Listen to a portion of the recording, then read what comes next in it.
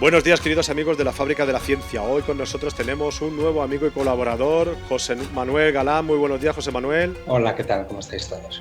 Muy bien, muy bien. Hoy volvemos al Antiguo Egipto y vamos a visitar un yacimiento, el proyecto Yehuti, ¿verdad? Primero vamos a poner el contexto geográfico. ¿Dónde se encuentra este yacimiento? Bueno, el proyecto Yohuti lleva 19 años excavando en la orilla occidental de Luxor. Luxor queda a 600 kilómetros al sur del Cairo. Es como la capital del sur, por decirlo así, desde época antigua hasta hoy. Y en la orilla occidental, la ciudad creció en la orilla oriental, alrededor de los templos de Luxor y Karnak. La necrópolis está en la orilla opuesta, en la orilla occidental, por donde se pone el sol. La necrópolis de la antigua Tebas es muy extensa, tiene unos 3 kilómetros de largo paralelo al Nilo, y en la colina que se eleva justo en el extremo norte, que se conoce hoy como Drabu Naga, es ahí donde excavamos. La peculiaridad del lugar es que la colina de Drabu Naga se encuentra justo enfrente del templo de Karnak. Y para los egipcios eso era un detalle importante, porque desde el punto de vista simbólico, el sol que por las mañanas se eleva entre los pilonos y los obeliscos del templo de Karnak se acuesta detrás de la colina de Drabuelnaga, ¿no? Y como los egipcios tenían esta idea de volver a nacer uniéndose al sol cuando se pone al atardecer, pues Drabuelnaga se convirtió en un lugar idóneo para ser enterrado. Y es tal vez por esa razón por la que la densidad de tumbas en nuestra colina es, al parecer, mucho mayor que en otras zonas de la necrópolis, que en Gurna, Joja o Asasif. Seguro que algún egipcio de la época pensaba que la diosa Nut vivía en Drabu Naga cuando se tragaba, devoraba atún para parirlo al día siguiente, ¿verdad? Sí, sí. Bueno, queda, la colina de Rabuelnaga también queda entre medias del comienzo del camino que va hacia el Valle de los Reyes y del valle y del templo de Bel Bahari, de Montuhotep II y de Hatshepsut. Es decir, estamos también en un lugar bastante como si fuera el centro del ojo del huracán, ¿no? Cuando los turistas sucedían a miles en Egipto, ahora ya no tanto, pues pasaban por delante de nuestro yacimiento infinidad de autobuses, ¿no? Por distintas razones, los turistas siempre van a piñón fijo y con el tiempo muy, muy justito casi no se paraban. Siempre van al Valle de los Reyes o a Del Bahari, pero Dragu el Naga está ahí en medio. Antes, fuera de micrófono, estábamos hablando de los paseos que se podían dar por la colina tebana, ¿no? Por encima del desfiladero, por encima de Deir el Bahari, visitar los poblados de Deir el Medina y otro poblado de los obreros también, pero parece ser que ahora la cosa está un poco más restringida. Bueno, por razones de seguridad después de 2011, pues el Ministerio de Antigüedades con el gobernador de Luxor pues ha ido limitando un poco los circuitos de los turistas para tenerlos más controlados, ¿no? Y velar por su seguridad. Aún así, nosotros como trabajamos ahí, pues siempre yo me las apaño para pedir permisos especiales y al menos una vez durante la campaña poder seguir dando esos paseos por arriba que son una maravilla. Sí, sí, debe ser, y sobre todo si se pudiese hacer de noche sería fantástico. Bueno, decir que no te he presentado, tú eres el director del proyecto, del yacimiento, ¿verdad? Sí, fui el director y el que lo inició. Doctor en Historia Antigua.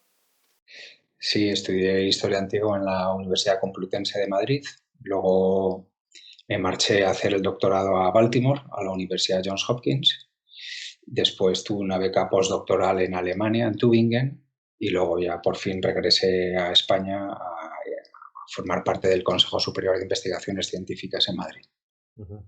Creo que Marina Escolano estuvo en la Universidad de Johns Hopkins también. Sí, sí, ¿Verdad? Sí, sí. sí. Unos años Bueno, después que yo. sí. Es un poco Bueno, más joven. es jovencita todavía, sí, sí. Ahora está en Liverpool. Bueno, que por cierto la tendremos en breve también, la Fábrica de la Ciencia. Bueno, ahora vamos a hablar del contexto, hemos hablado del contexto geográfico y ahora vamos a hablar del contexto histórico. Hay que ubicarlo en el Reino Nuevo, ¿vale? Bajo el reinado de Hatshepsut. Pero habla más de este contexto histórico. Bueno, cuando iniciamos el proyecto en el año 2001, eh, solo estaban a la vista las tumbas de Yehuti y de Geri. Todo el yacimiento estaba enterrado. Eh, como la tumba de Yehuti era la más grande, en principio la más vistosa, pues yo elegí el nombre de este personaje para bautizar el proyecto con el nombre de Proyecto Yehuti. Lo que pasa es que a medida que hemos ido excavando alrededor y ha ido pasando el tiempo, pues hemos ido descubriendo muchas más tumbas y enterramientos. Pero bueno, aún así la tumba de Yehuti sigue siendo como la construcción más relevante o significativa del yacimiento. Y efectivamente Yehuti fue el supervisor del tesoro y de las obras de la reina Hatshepsut en torno al año 1470 a.C. Junto a su tumba que está decorada en relieve y que tiene inscripciones que nos hablan de su vida, de su servicio a la reina, etc. Junto a la tumba de Yehuti está la tumba de Geri, que vivió unos 50 años antes, en torno al año 1520 a.C., debió morir bajo el reinado de Amenhotep I, y su tumba también está decorada en relieve y desde el punto de vista histórico y artístico es casi igual de relevante que la de Yehuti. ¿No? Esas son las dos grandes tumbas excavadas en la roca de la montaña y que están decoradas y que estamos ya preparando, terminando, para poderlas abrir al público en breve. Pero como digo, excavando alrededor hemos encontrado enterramientos desde el año 2000 a.C., desde comienzos de la dinastía XII hasta época romana. Incluso la última campaña que llevamos a cabo en enero-febrero de 2020 encontramos por primera vez cerámica del Reino Antiguo. Es decir, que nuestro yacimiento abarca más de 2000 años de historia de Egipto, de historia de Tebas, lo que nos permite ver muy bien la evolución de los rituales funerarios, las costumbres, las creencias y, en definitiva, la vida social y cultural de la antigua Tebas, ¿no? Es muy interesante lo del reino antiguo porque lo que estabas diciendo, que Tebas en aquella época no tenía tanto poder como podría ser, por ejemplo, el norte, ¿no? En Memphis y en Heracleópolis también más adelante, pero sí que como capital ya a partir del Reino Medio y el Reino Nuevo ya encontramos a Tebas como la capital principal de todo el reino, ¿no?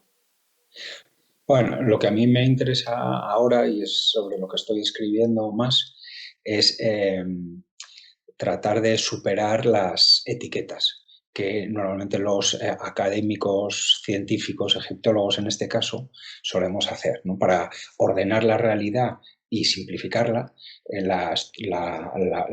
Nos gusta a los científicos hacer cajoncitos y casitas y tener todo composites, todo bien ordenado. Pero la realidad es caótica y compleja, como la de hoy en día, ¿no? Entonces, Drabuelna es famosa y conocida entre los egiptólogos por los enterramientos de los reyes, aunque no lo eran del todo porque gobernaban solo el sur, los reyes de la dinastía XVII. ¿No? El famoso Kamose, que lucha contra los Hyksos, Ahmose, que los acaba venciendo, el tesoro de la reina Hotep, las supuestas pirámides de adobe de los reyes Intef y Sobekemsaf.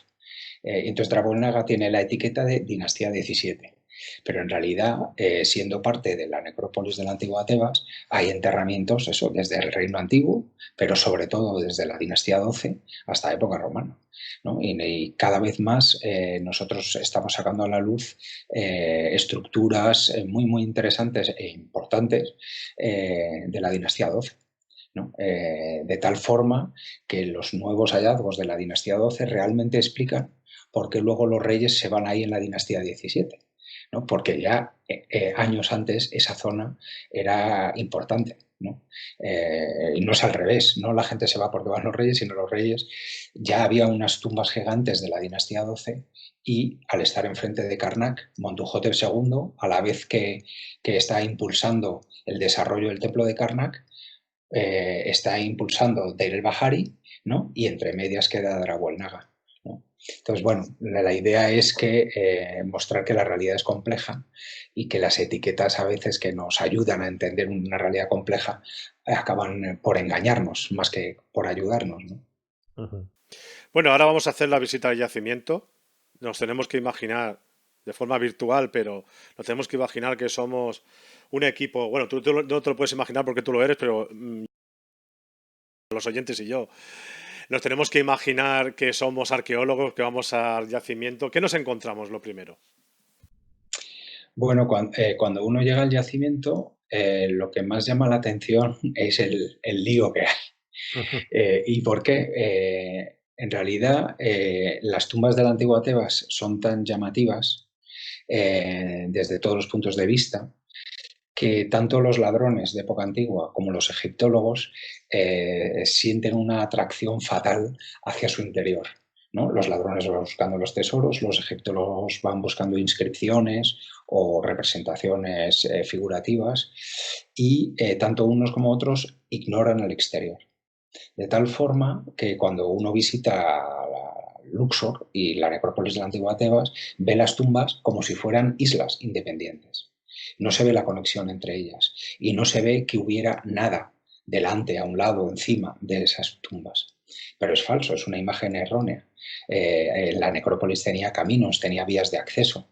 En el exterior de las tumbas se llevaba a cabo la ceremonia de la apertura de la boca, por ejemplo, o los banquetes anuales en honor al difunto, como el Día de Todos los Santos Nuestro. Es decir, que la necrópolis estaba llena de vida alrededor de las tumbas. Entonces, lo que pasa es que, como digo, el interior de las tumbas ha ejercido tal atracción que se ha ignorado el exterior. Cuando uno visita nuestro yacimiento, nosotros llevamos 19 años excavando fuera de las tumbas. Y de repente dices, contra, sí, hay mucho más de lo que parecía, efectivamente, ¿no? Eso es lo que nos ha llevado a descubrir tumbas más antiguas, nos ha llevado a descubrir un jardín funerario a la entrada de una de las tumbas de la dinastía XII. Encontramos ataúdes dejados sobre el suelo, no ya dentro de una tumba excavada en la roca, sino ni siquiera en un pozo, sino simplemente dejados sobre el suelo. Tenemos bastantes ataúdes tal cual. Es decir, que eso es lo que más sorprende al visitante, ¿no? Ver la complejidad de las tumbas y las distintas cronologías, ¿no? Cómo las tumbas van buscando los huecos que dejan las tumbas anteriores, ¿no? Y eso ayuda también a entender, ¿no? ¿Por qué la tumba de Yehuti está ahí? ¿Por qué la tumba de Heri? ¿No? ¿Por qué esta tumba tiene esta forma tan rara? Pues para esquivar otra tumba que había anterior, ¿no? Eso yo creo que es lo que llama mucho la atención. Y luego también, que es muy bonito, es que hemos recuperado muchas estructuras de adobe. O sea, si bien en la dinastía XVIII Tebas tenía muchos recursos y sus altos dignatarios podían hacerse tumbas excavadas en la roca, decoradas en relieve o pintadas, en la dinastía XVII incluso la élite construía en adobe, ¿no? Y de eso se ve poco, ¿no? Entonces nosotros ya tenemos varias capillas de ofrendas construidas en adobe delante de los pozos y eso también es un detalle poco visto, poco conocido y que nosotros ahora estamos estudiando, ¿no? Y luego ya por fin, bueno, pues cuando entras dentro de la tumba de Yehuti de Heri, como he dicho al principio, llevamos mucho tiempo restaurándolas. Estamos a punto de poderlas ofrecer al Ministerio de Antigüedades para abrirlas al público y se han convertido en dos monumentos espectaculares. La tumba de Yehuti la hemos iluminado con luces LED, parece el Museo de Berlín, y bueno, toda la tumba luce preciosa, preciosa. Yo creo que eso también impresiona. Cuando nosotros empezamos, en la mitad de la tumba de Yehuti estaba llena de escombros, no se podía avanzar, no se podía acceder a la parte más interna y por supuesto estaba todo lleno de tierra, piedras, polvo y ahora pues entras y puedes realmente disfrutar y valorar la belleza de la tumba, ¿no? En concreto, la tumba de Yehuti para mí es importante porque no solo nos cuenta la vida de un alto dignatario de la reina Hatshepsut, sino que Yehuti pretende mostrar a sus contemporáneos y al futuro que él era un gran maestro de las letras escritas. Entonces, la decoración de su tumba está muy cuidadosamente pensada para mostrarle al visitante su dominio de los textos más antiguos y su dominio de la escritura. Y eso es poco usual y muy bonito. Y con la iluminación actual, pues sí se consigue, yo creo que apreciar. Yehuti, si mal no recuerdo, igual me equivoco, porque hacía muchos años que estudié egiptología, pero Yehuti es el nombre egipcio de Tot, ¿verdad? Sí, en Que está, realidad, que está relacionado con la escritura. exacto, exacto. Yehut es el nombre egipcio de lo que luego los griegos llaman Tot. Entonces, Yehuti puede traducirse como el nombre del dios o como el que pertenece al dios. Yehuti, el que pertenece al dios Tot. Y efectivamente, no, tal vez no por casualidad, el nombre de este personaje que dedica su monumento funerario a las letras escritas, pues es el nombre del dios, de la divinidad, que es, digamos, el notario de los dioses, el escriba por excelencia, el que está siempre representado con cabeza de ibis y anotando pues el resultado del juicio final o todo lo que está ocurriendo realmente, ¿no? Y esa partícula I, si mal no recuerdo, era un adjetivo nisbado que podía significar lo que tú has dicho, hijo de, o que de hecho esa partícula la conservamos todavía en castellano. Iraquí es hijo de Irak, por ejemplo. Es decir, que lo heredamos de los árabes y a su vez se supone que del árabe y a su vez lo heredaron ellos del egipcio. Qué bonita, la historia. Fíjate, aún me estás haciendo recordar muchas cosas de egiptología, que creía que las tenía perdidas. Sobre todo es que, bueno, yo estudié historia antigua, pero en realidad yo me metí en egiptología por los textos. Lo que yo siempre quise, desde que me hechizó Egipto, es ser capaz de leer jeroglíficos. Por eso me fui a Baltimore a aprender a leer y mi tesis doctoral iba de 2 palabras. Y de hecho, cuando yo vuelvo a Madrid, me ingreso en el CSIC en el Instituto de Filología. En realidad yo no soy arqueólogo. Lo que pasa es que luego cuando conseguí la plaza de científico titular en el CSIC, pues pensé que la filología es un trabajo más individual, la arqueología es un trabajo en equipo y a mí me interesaba tratar o poner mi granito de arena en desarrollar la egiptología científica en España. Y pensé que con un proyecto arqueológico eso sería más factible. Y es por ello que me lancé a buscar un proyecto de arqueología de Egipto. Y es por ello que me fijé en la tumba de Yehuti, porque no siendo yo arqueólogo, la tumba de Yehuti estaba completamente decorada con inscripciones y entonces pensé, digo, bueno, pues al menos ahí tengo yo mi parcelita ya reservada, ¿no? Lo que pasa es que, bueno, luego 19 años después, pues me considero un poco arqueólogo y, bueno, Hombre, algo de disfruto experiencia. igual con los textos que con la arqueología o con las momias, ¿no? Algo de experiencia tienes ya después de tantos años, claro. Eh, sí, claro. Antes has hablado de que te encuentras el yacimiento, que es un lío, ¿no? Pero la importancia que tiene lo que es lo que rodea al yacimiento, porque muchas veces cuando hablamos de expoliaciones en yacimientos arqueológicos, nos llevamos la mano a la cabeza cuando se roba el contenido, ¿no? Cuando el ladrón o el quien sea se lleva el contenido de una tumba, tal, pero también ha removido toda la tierra o ha removido o ha arrastrado inscripciones en las paredes, que eso también tiene tanto valor o incluso en algunas veces más que lo que se pueda extraer en este caso, de una tumba. Porque no deja de ser una tarea de policía científica. Todas las pistas son importantes. Claro, por ejemplo, una historia muy bonita es que a finales del siglo XIX y muy comienzos del siglo XX, las tumbas se empiezan a robar no los objetos, como decías tú, sino trozos de las paredes para vender a los turistas, ¿no?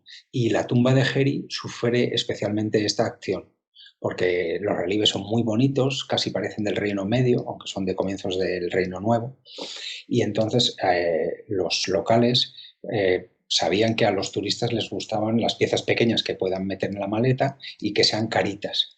Entonces, por ejemplo, hay una escena de banquete de la familia de Geri, preciosa, pues arrancan las caras de los hermanos y hermanas de Geri para venderse, ¿no? Esto ocurre, como digo, a finales del siglo XIX y principios del XX. Curiosamente, el que se convierte en el adalid protector de las tumbas tebanas es un filólogo, no un arqueólogo. Es Gardiner, el autor de una de las Gardiner. gramáticas.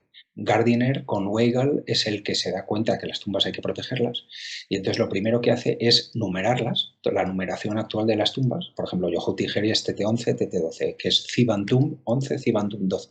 Esa numeración corresponde a Gardiner, ¿no? Entonces Gardiner con Weigel numera todas las tumbas de Tebas y luego va colocando cancelas de hierro para evitar que entren los ladrones. Entonces yo siendo filólogo y ahora neoarqueólogo, pues me gusta rescatar esa faceta de Gardiner que siendo filólogo es el que más interés pone en proteger el patrimonio cultural histórico de Egipto con la protección de las tumbas. Entonces ahí, desde que Gardiner hace eso, a comienzos del siglo XX, se dejan de robar las tumbas, se ve clarísimo. Entonces, pero la tumba de Geri, por desgracia, sufrió antes de que su protección se colocara. Pero bueno, luego hay una historia más larga y más bonita, pero no sé si tenemos tiempo para ella. Sí, sí, tanto y tanto. Lo que pasa es que te quería comentar una cosa sobre Gardiner, que cuando estudié egiptología, pues uno de los libros era la gramática de Gardiner, un poquito desfasada, pero a mí me encanta ese libro. Tiene algo, tiene algo. No tiene todo. Gardiner era un genio. Sí, sí. Lo mismo escribía eso sobre filología. Hay un libro que muy poca gente conoce a principios del siglo XX, que es, por ejemplo, muy parecido a lo que hace Ferdinand de Saussure con toda la teoría del emisor del mensaje, del receptor, el código, todo digamos, el tratar de desmenuzar lo que supone el acto de la comunicación, pues Gardiner tiene un libro de lingüística, ¿no? Nada de egiptología. Estaba todo el rato escribiendo y leyendo y bueno, yo le tengo mucho aprecio, desde luego. Bueno, pues Bueno, pues cuéntanos la cuéntanos la anécdota anécdota esta esta que ibas que a vas a comentar. contar. Bueno, cuando la tumba de Geri había sido en parte saqueada y antes de que fuera protegida, por ahí pasó un chavalín de 25 años que se llamaba Spiegelberg, que luego se hizo famoso como gran demotista. Pero para aquel entonces era un chaval joven y estaba haciendo sus pinitos de epigrafista, etcétera. Y antes de que se robara la tumba, bueno, se había empezado ya a robar ya un poco, pero muy poco. Él hizo unos calcos en la pared. Esos calcos luego intentó colocárselos a varias personas, nadie les interesó, acabaron en el Griffith Institute de la Universidad de Oxford. Luego la tumba siguió siendo saqueada y es solo gracias a los calcos que hizo Spiegelberg en 1896 como sabemos cómo era toda la familia de Geri.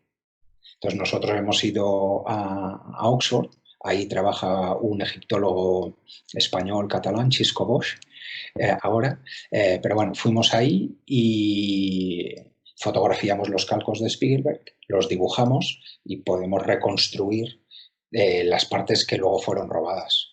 Hasta el punto que luego, años después, en 2007, yo pasé un año sabático en el Museo Metropolitan de Nueva York y en una vitrina secundaria estaba yo viendo piezas un poco para distraerme y de repente veo un trozo. Digo, anda, si esto es de la tumba de Geri, si esto es una hermana de Geri. Además fue muy bonito porque es como cuando una madre reconoce a un hijo, casi, casi, ¿no? Que dices, algo tiene que de repente se encendió la luz, ¿no? Y gracias a tener los dibujos, pues fui corriendo a mi carpeta y efectivamente pude comprobar que no es que fuera una intuición, una locura mía, sino que estaba en el dibujo de Spiegelberg, ¿no? Porque todavía estaba en su sitio cuando Spielberg hizo el calco, ¿no? Entonces fui a las autoridades del Metropolitan y, bueno, el cartelito ponía Dale el Bahari, porque en realidad luego es muy bonita el uso de las comunicaciones actuales, porque descubrimos que esa pieza había sido donada por una señora rica de Westchester, metiendo el nombre de esta señora que donó la pieza en el 70 y tantos, descubrimos que había pasado la luna de miel en Luxor en 1904. Entonces, había sido una de esas turistas Que que había comprado. había comprado un trozo, ¿no? Cuando ya era mayor, lo donó al Metropolitan. El Metropolitan no sabía de dónde venía y le puso la etiqueta del Bahari, ¿no? Y nosotros pues la ubicamos en su sitio, ¿no? Luego con el Metropolitan hicimos una réplica de la piececita y la hemos colocado, dejando claro que es una réplica, en el lugar correspondiente en la tumba, ¿no? Y luego descubrimos otro trocito más en Londres, en el Museo Petrie de la University College London. Había otro trocito de Geri que también descubrimos y hicimos la réplica para ponerla en la tumba. Y así vamos poco a poco completándola. Las historias de estos descubrimientos de finales del 19, principio del 20 y todo la expoliación que se realizó y luego la intervención arqueológica son dignas de auténticas novelas de intriga, porque el otro día Desde el Sí, punto sí. de vista arqueológico, o sea, lo que tú pretendes es entender lo que te encuentras. Para entender lo que te encuentras no solo tienes que conocer, digamos, la época, el pasado antiguo, sino también lo que ha ocurrido en el pasado reciente, ¿no? La acción de los saqueadores, la acción de los egiptólogos que han pasado antes que tú. Y eso te ayuda a entender muchas cosas. De hecho, hay un chico del equipo que está haciendo la tesis sobre reutilización y robos de tumbas, ¿no? Y su propósito es coger la información del pasado reciente que nos ayude a entender el lío con el que nos encontramos hoy. Que hay que pensar en los saqueadores antiguos, pero también en el pasado reciente y cómo han revuelto los escombros, cómo han movido, qué partes se han excavado, qué partes no han excavado, etcétera. El profesor Cervello el otro día en la entrevista nos estuvo explicando cuando el yacimiento de Comer Hammersin se lo encontraron muy violentado recientemente, muy recientemente, y luego más tarde se encontraron piezas, las primeras piezas se las encontraron en Madrid. Sí. Bueno, porque eso, su zona fue saqueada y, por desgracia, España se convirtió, ahora espero que ya no tanto, en un lugar de paso de muchas antigüedades robadas. Porque, según tengo entendido, aunque no es mi especialidad, la ley española protege el patrimonio español, pero no tanto el patrimonio de otros lugares. Entonces, aunque la mayor parte de las piezas no tienen como destino España, sí que España se convierte en lugar de paso. Y, por Ujú. ejemplo, hay muchas piezas que han llegado a Estados Unidos, ¿no? Pasan por España, se les hace un papel nuevo, un pedigrí distinto y llegan a Estados Unidos con unos papeles cambiados, ¿no? Eso pasó Ujú. me acuerdo hace unos años un ataúd que llegó a Miami, fue detenido por la policía y los papeles decía que venían de España, pero claro, es un ataúd egipcio. Es una forma de legalizar, ¿no? Lo ilegal. Vamos a llamarlo así. Bueno, vamos a dejar temas de novelas policíacas porque si no, no acabaríamos nunca. Vamos a hablar primero de los grandes momentos de estos últimos 19 años. Porque sí que es verdad que el yacimiento bueno, el proyecto de Yihuti nos ha dado momentos estelares. Bueno, o sea, por suerte el yacimiento es, como dices tú, nos ha dado sorpresas de todo tipo, muy inesperadas. La primera de ellas, por ejemplo, fue descubrir en trozos, que luego se fueron limpiando y pegando en la mesa de restauración, un pizarrín de escuela, ¿no? Una tabla de madera de acacia estucada que se había usado en una escuela de escribas en torno al año 1470 a.C.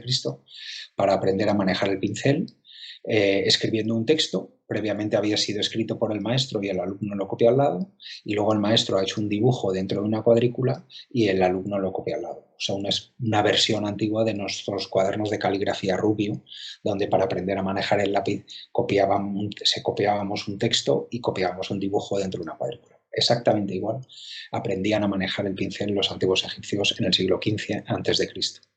La peculiaridad de esa tabla de escriba, que bautizamos con el nombre de la tabla del aprendiz, porque pertenece al alumno, no al profesor, la peculiaridad es que el dibujo que se realiza en la cuadrícula, que hace el maestro primero y después el alumno, es un retrato frontal de un faraón. Los retratos frontales son anómalos. Normalmente el arte egipcio, por convención, representa el rostro humano de perfil y este es un retrato de un faraón frontal, con la segunda peculiaridad de que al parecer es la reina Hatshepsut, no es un hombre, es una mujer. ¿Por qué? Porque la cuadrícula en la que se hace la figura es un canon de proporciones. Tanto el hombre como la mujer tiene 18 cuadrados de alto, desde arriba de las cejas, porque luego puede tener distinta corona, desde Ujú. arriba de las cejas hasta la planta de los pies, hombre y mujer 18 cuadrados. Pero para distinguir uno y otro, los hombres tienen 6 cuadrados de anchura y las mujeres 5. Curiosamente, nuestro faraón tiene 5, ¿no? Siendo probablemente el faraón representado Hatshepsut y habiendo encontrado los trozos de la tablilla delante de la tumba de Yehuti, probablemente esa pizarrín de escuela habría sido utilizado por el propio Yehuti en sus años mozos como escribano. Y bueno, ahora se encuentra expuesta, mal expuesta, en el Museo de Luxor, pero realmente es una joya de la cultura escrita egipcia. Eso, como digo, fue el primer hallazgo. El segundo, así importante, es la cámara pintada de Yehuti, ¿no? La tumba de Yehuti, cuando entramos, la parte interna estaba llena de escombros. Conseguimos excavar los escombros, ya descubrimos la entrada a un pozo, excavamos el pozo, que tiene casi 13 metros de profundidad, y llegamos a la cámara funeraria. Para desgracia de mi capataz, que él se esperaba encontrar el tesoro de Tutankamón, la cámara estaba vacía, había sido saqueada, pero por suerte los saqueadores no habían dañado la decoración de las paredes y el techo. Las paredes y el techo estaban enteramente escritas con pasajes del Libro de los Muertos. Es una de las versiones más antiguas de esta composición funeraria. Además, al estar escrita en las paredes y el techo, es tridimensional, y entonces los capítulos se adaptan al espacio. Los capítulos que hablan de las almas del cielo están escritos en el techo, y los que describen el inframundo están escritos en la parte de abajo de la pared. O sea, es algo que en un papiro el escriba no puede hacer. Claro. Pero al tener 3 dimensiones, pues el escriba juega con el espacio para ubicar los capítulos. Eso es chulísimo. Luego, además, al estar escrito sobre una capa de estuco, se puede estudiar muy bien cómo el escriba traza los signos, y se puede reconstruir muy bien el movimiento de mano del escriba, ¿no? Y cosa que no se ve tan bien sobre un papiro u otra superficie. Entonces ahí tenemos también una mina para lo que se denomina estudiar la materialidad de la escritura. O sea, cuántas veces tiene que mojar el pincel el escriba, cómo corrige los errores, cómo traza los signos, ese tipo de cosas. Pues la cámara funeraria de Yehuti se ha convertido en un campo de pruebas fenomenal. Y luego, para ahorrar un poco de tiempo, el último hallazgo así importante ha sido en 2017 un jardín funerario delante de una tumba del año 2000 a.C., de la dinastía 12.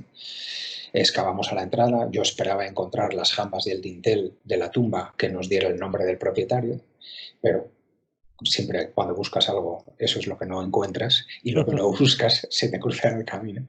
Y entonces no encontramos las jambas del dintel, no sabemos el nombre del propietario de la tumba, pero encontramos un jardín construido en adobe y barro.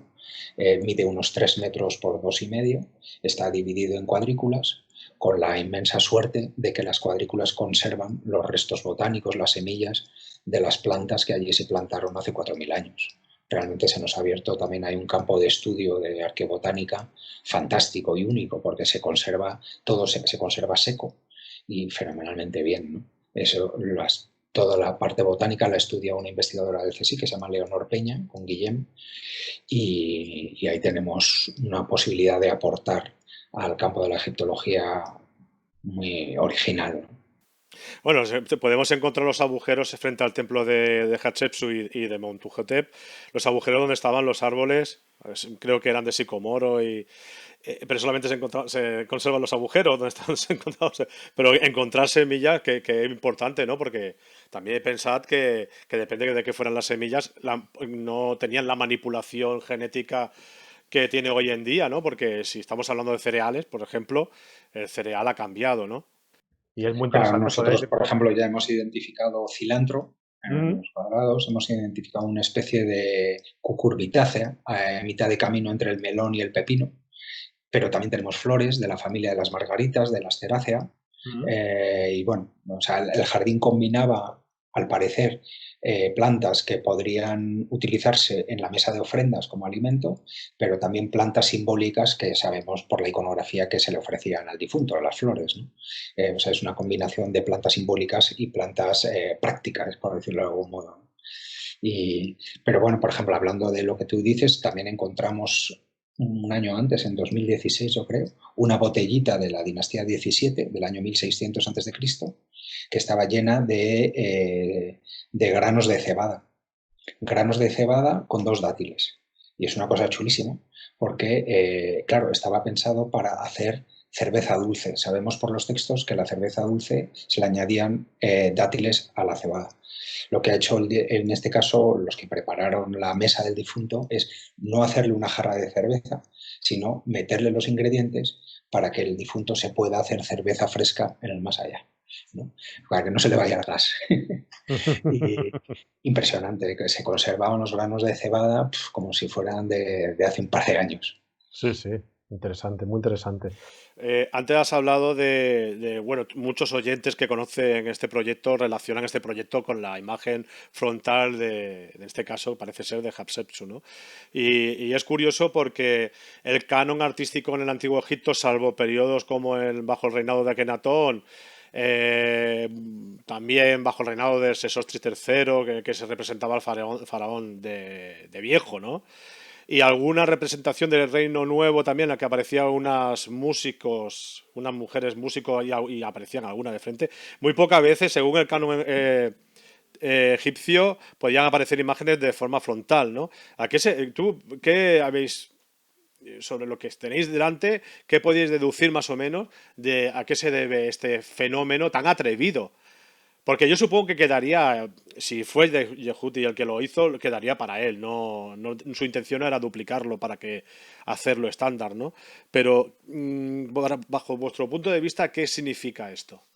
Bueno, si bien el artista egipcio, cuando representaba la figura humana, la representa la cabeza de la cara, de perfil, hay un momento en el que el artista sí que se enfrenta al rostro frontal.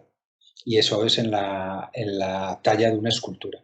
Ujú. Cuando el escultor está tallando una estatua, ¿no? Y en el bloque de piedra hace un sketch previo, ahí el artista inevitablemente tiene que hacer un rostro de frente. Hay una mastaba en Saqqara, donde en una de las paredes hay una sucesión de figuras del difunto, y no me acuerdo, deben ser como unas 12, y la sucesión está inacabada, y se ve en las figuras que todavía no se han tallado como el sketch es casi idéntico al de nuestra tabla. O sea que probablemente el ejercicio de dibujo sería como el sketch previo a la talla de una escultura del rey, en este caso de Hatshepsut.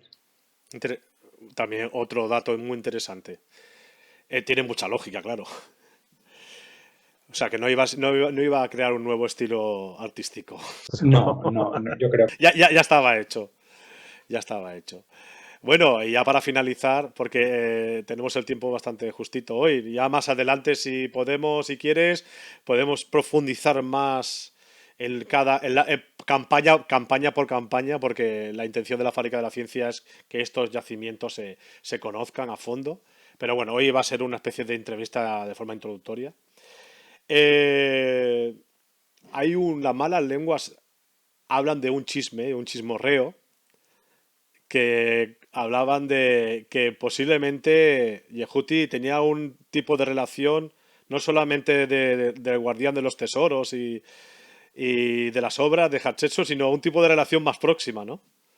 Según las malas lenguas. Bueno, malas o buenas, no lo sé. Depende de cómo se mire. Bueno, no, de eso no se sabe. Lo que sí que es cierto y peculiar y le da carácter enigmático a la figura de Yehuti es que Yehuti es de los pocos altos dignatarios que no se casa, como Senenmut, curiosamente. Ujú. Senenmut tampoco se casa y Yehuti no se casa. Y en su tumba aparece siempre representado con su padre y su madre. O sea, en el banquete, que normalmente el propietario de la tumba aparece junto a su mujer, él aparece siempre acompañado de su padre y su madre. Eso es algo intrigante, porque para la familia, para un egipcio antiguo, igual que de forma en época actual, en el Egipto contemporáneo, la familia es esencial desde el punto de vista personal, económico, social, ¿no? Y el no casarte realmente te deja fuera de juego. Más todavía en un contexto religioso, porque si no te casas y no tienes hijos, ¿quién va a ocuparse de tu culto funerario? ¿Quién te va a enterrar? ¿No? Eso era un drama para un egipcio antiguo, ¿no? Y curiosamente, otro detalle del enigma es que Yehuti sufre damnatio memoria. O sea, igual que la reina Hatshepsut, años después de desaparecer, sus monumentos sufren un daño sistemático, se le rompe su nombre, se le rompe su cara, para tratar de privarla de la vida eterna, ¿no? Uno vive en tanto en cuanto se le recuerda, y el recuerdo va unido sobre todo al nombre y a la cara, que son los elementos que conservan tu identidad.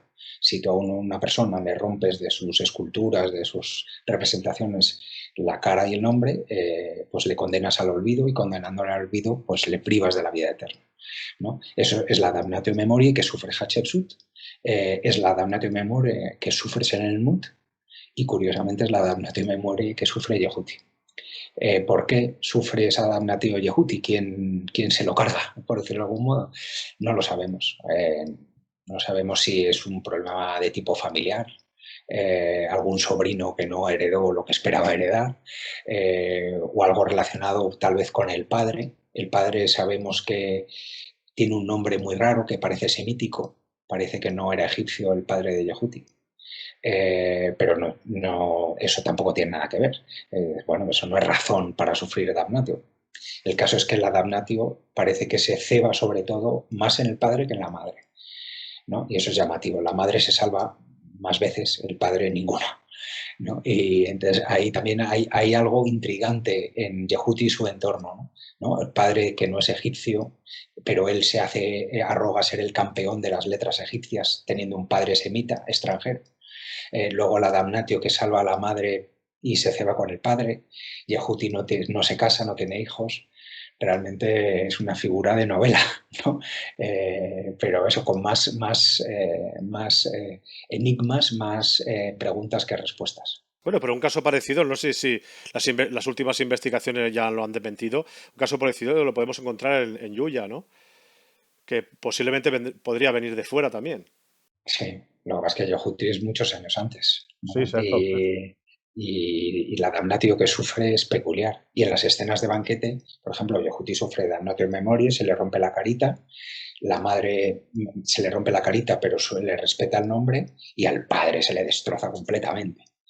Y dices, bueno, pues eso puede ser la roca que se les ha venido abajo a los agresores, pero tienes las estatuas y tienes lo mismo. A Yehuti se le rompe, a la madre se le rompe la cara y se le deja el nombre, y al padre se le pasa por la turmix, ¿no? Entonces, bueno. Habría que Y mirar curiosamente los agresores no bajan a la cámara funeraria, y en la cámara funeraria se conservan los nombres de Yehuti, su padre y su madre. Y por eso sabemos en la cámara funeraria que el nombre del padre parece semítico, ¿no? Es Abu o Abuti, ¿no? Que es una raíz semítica, y además el escriba lo escribe de distinta forma, como si lo escribiera de oído. Es decir, no era un nombre egipcio, sino que el escriba trata de reproducir el sonido, y lo escribe de distinta forma, o sea, en cada capítulo. Y eso es también peculiar, ¿no? Hay muchas cosas bonitas. Un misterio más que ofrece el Antiguo Egipto para investigar. Bueno, José Manuel, lo tenemos que dejar aquí. Es una lástima porque estaría horas hablando contigo. Yo cada vez que os entrevisto a vosotros, a los egiptólogos, hago una visita virtual a Egipto. Tengo muchas ganas de volver y a ver si los próximos años puedo hacerlo. Muchísimas gracias por todo. Muchas gracias a ti y a todos vosotros por el interés en la egiptología y en el proyecto Yehuti en concreto, ¿no? Y te vuelvo a repetir que esto ha sido una entrevista así un poco introductoria, ¿no? Porque más adelante me gustaría profundizar anécdotas, hallazgos, aunque sean pequeños, todo es importante en la fábrica de la ciencia durante los 19 años y bueno, y hasta que se pueda para las siguientes campañas. Muchísimas gracias y hasta la próxima. Eso, hasta luego, hasta pronto. Un abrazo a todos. Un abrazo.